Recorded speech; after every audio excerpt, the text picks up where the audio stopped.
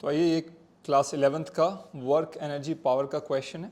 The displacement x of a particle of mass 5 ग्राम, मतलब एक particle है जिसका मास 5 ग्राम है, उसके डिस्प्लेसमेंट के बारे में बोला जा रहा है कि मूविंग इन वन डायमेंशन, मतलब वो पार्टिकल वन डायमेंशन मूव कर रहा है under the action of a constant force. एक कांस्टेंट फोर्स है जिसके एक्शन पे मूव कर रहा है, is related to time.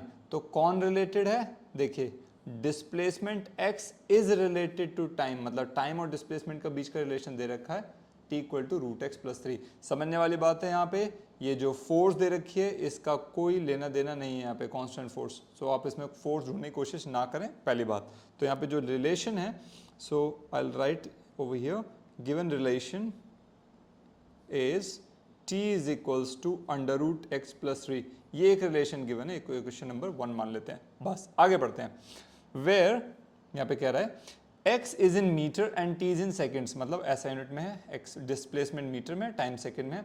Find the displacement of the particle when its velocity is 0।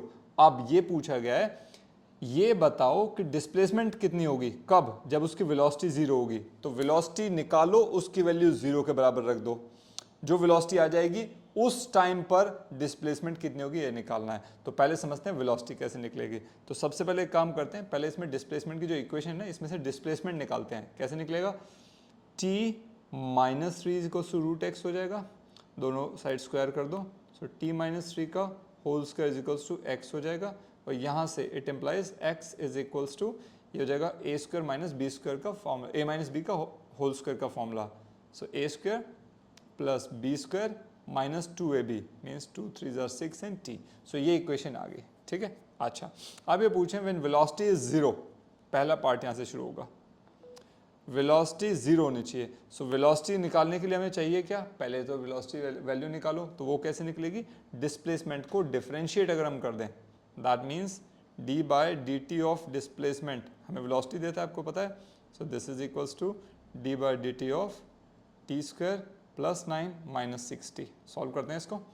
सो अलग अलग कर देंगे, d by d t of t square plus d by d t of 9 minus d by d t of 60, minus मैंने बाद ले लिया था। It employees ये हो जाएगा 2t। इसका डिफ्रेंसिएशन डायरेक्ट कर रहा हूँ, डिफ्रेंसिएशन में किसी को डाउट हो कमेंट में कर दीजिएगा मेंशन, मैं अलग से डिफ्रेंसिएशन का सेशन यहाँ पे दे दूंगा। सो 2t प्लस ये 0 हो जाएगा और ये हो जाएगा माइनस 6, ठीक है। सो ये हो जाएगा 2t माइनस 6, ये है वेलोसिटी हमारे, ये ठीक है। ये वेलोसिटी की वैल्यू आ गई 2t माइनस 6। हमने क्या किया है? केवल डिफरेंशिएशन को, डिफरेंशिएशन क्या है डिस्प्लेसमेंट का, ठीक है ना। अब वेलोसिटी 0 है, इसमें बोला गया वेलोसिटी 0 होगी तब उस टाइम पे डिस्प्लेसमेंट कितनी होगी। तो वेलोसिटी को 0 पुट करो, this must be equal to 0। So 2t minus 6 must be equals to 0। यहाँ से 2t इक्वल्स टू 6 और t इक्वल्स टू 3 सेकेंड आ गया। अब 3 सेकेंड पे डिस्प्लेसमेंट निकालनी है हमें, समझ आ रहा है? वेलोसिटी जब 0 होगी तब डिस्प्लेसमेंट कितनी होगी। तो सबसे पहले टाइम निकाल लिया कि जब 3 सेकेंड्स होगा टाइम तो वेलोसिटी 0 हो गई है। अब यही टाइम हम जो डिस्प्लेसमेंट की इक्वेशन ये हमने लिखी हुई है यहाँ पे पुट करते हैं। Therefore x is equals to t square plus 9 minus 6t के अंदर मैं क्या पुट कर रहा हूँ? t equal to 3 second put करेंगे। So will get over 9 plus 9 minus 18 0। So displacement कितनी हो गई है? 0। हमारी डिस्प्लेसमेंट होगी 0, जब वेलोसिटी 0 है तो डिस्प्लेसमेंट भी 0 हो गई है, ठीक है। पहला पार्ट सॉल्व। अगला पार्ट इस क्वेश्चन में देखिए क्या कहा गया है। They are talking about this, work done by the force in first 6 seconds. मतलब ये जो फोर्स थी, कांस्टेंट फोर्स थी, हमें फोर्स की वैल्यू नहीं मिली है, पूछ रहे हैं वर्क बताइए। तो एक चीज समझना होगा, मैं यहाँ पे इस क्वेश्चन की ना साइकी को समझना होगा सेकंड पार्ट के लिए। They are saying work done. So work क्या होता है? फोर्स इनटू डिस्प्लेसमेंट होता है वर्क, मैंने लिख दिया यहाँ पे। अब ये पूछे डिस्प्लेसमेंट, मतलब पहले डिस्प्लेसमेंट निकालें। सो डिस्प्लेसमेंट की वैल्यू अगर निकालनी है, फोर्स नहीं दी है, तो हमें इसी क्वेश्चन के अंदर आंसर हिडन है, हिंट हिडन है। डिस्प्लेसमेंट हमारा क्या होता है? That is means the straight line distance between initial and final position. तो हम ये पता करें इसकी इनिशियल पोजीशन क्या है और फाइनल पोजीशन क्या है, निकालें, ठीक है। सो इनिशियल मतलब जब टाइम 0 था तब डिस्प्लेसमेंट कितनी है, और जब टाइम 6 सेकेंड हो गया है, ये 0 सेकेंड 6 सेकेंड हो गया, तब डिस्प्लेसमेंट कितनी हो गई है, ये x1 x2 मान लो, ठीक है, ये निकाल लें। चलिए, जब टाइम 0 था तो मैं इस इक्वेशन में, ये हमारी डिस्प्लेसमेंट की इक्वेशन है, ठीक है, x की वैल्यू पुट कर रहा हूँ मैं, आप x की वैल्यू में टाइम पुट करूँगा, t² + 9 - 60।